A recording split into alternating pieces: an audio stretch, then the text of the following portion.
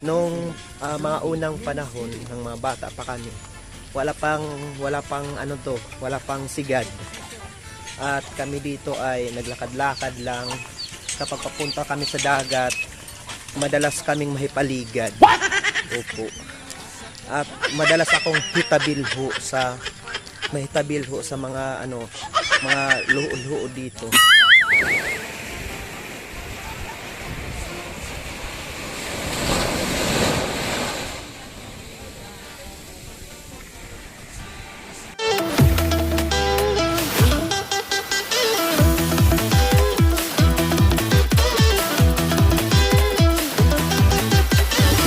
Ayan, welcome back mga guys.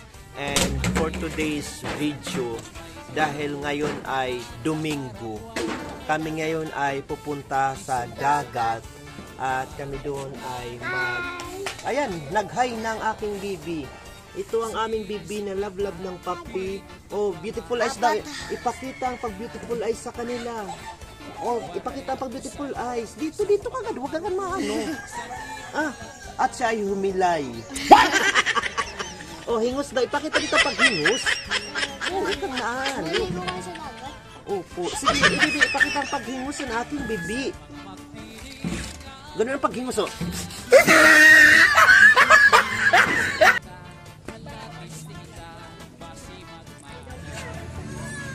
Tara mga bibi.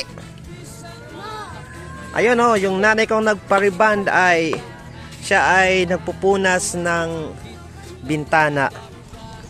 Ayan mga guys, ito yung aming payak na barangay dito sa barangay Magsaysay, Lawang, Northern Samar. At kasalukuyan kaming nagbabaktas ngayon. At sa aming pagbabaktas ay makikita ninyo yung simpleng pamumuhay dito. At yung may mga ibon pa ring nag-tweet. Ayan, kahit sa modernong panahon, napakagandang mapakinggan yung mga ganyang tunog dahil syempre nilalamo na tayo ng modernisasyon. Kaya ang ganda dito guys, so tingnan ninyo. Ayan parang ang lakas maka-throwback ng nakaraan. Yung kayo'y naghabulan sa taglilibot. LOL! Ayan, dati talaga nung wala pang kalsada ito dito. Tapos ganito na pero wala pang kalsada. Kami dito'y naghabulan, nagbubukod-bukuray kami dito. Kami dito'y nagbabalong-balunga ng mga tuna, ng mga bato. Ayun. Nag-agal-agalo kami dito. At kami dito ay nagtagu-taguay ng piyong-piyongay. Opo. At ayan mga guys, kinarga na yung aming bibi. Kasi yung aming bibi siya ay tinanglayan na. Opo, for today's video.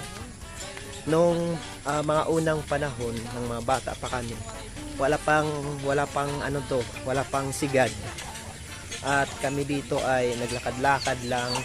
Kapag papunta kami sa dagat, madalas kaming mahipaligad. Opo.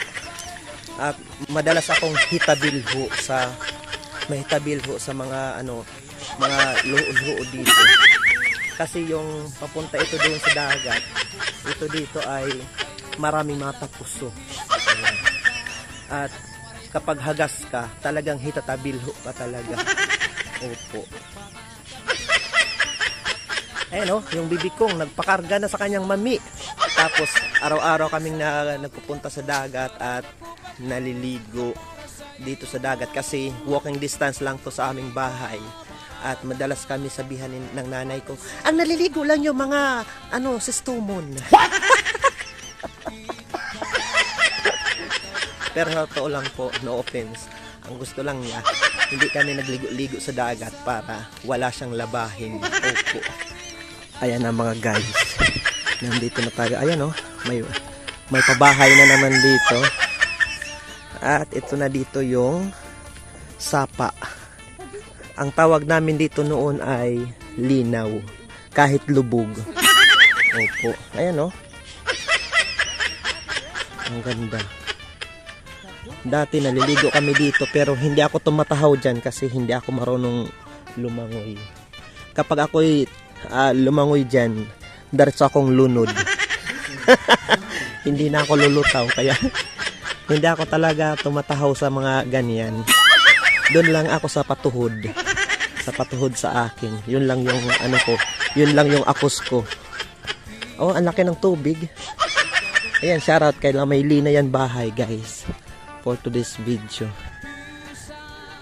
Tapos, dito yung bahay ng may utang pa ako dito eh. Kaya babayaran ko to dito eh.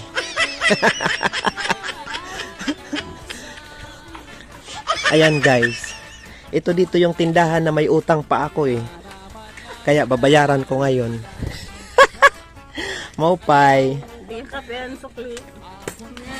Magbabayad ak utang. Giselle. Magbabayad ak utang. Pero ganyan. Agiyo ko na laman na kuha ng sukli. Giselle, milang kwanta ni sir. Oo. Ayan guys.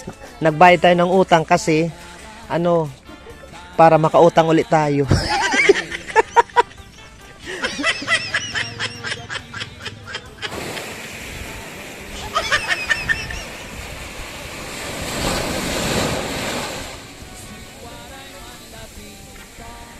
Ayan, dagang salamat sa inyong panonood at sa mga bago pa lamang sa aking channel. Ito po muli ang inyong nag-iisang Maestro Waray, isa pong guro mula sa bayan ng Lawang Northern Samar na maghatid sa inyo ng mga good vibes, masasayang kwentuhan at halakhakan. Ayan, dagang salamat mga guys. Thank you so much sa lahat po ng aking mga followers. Mega love shoutout po sa inyo.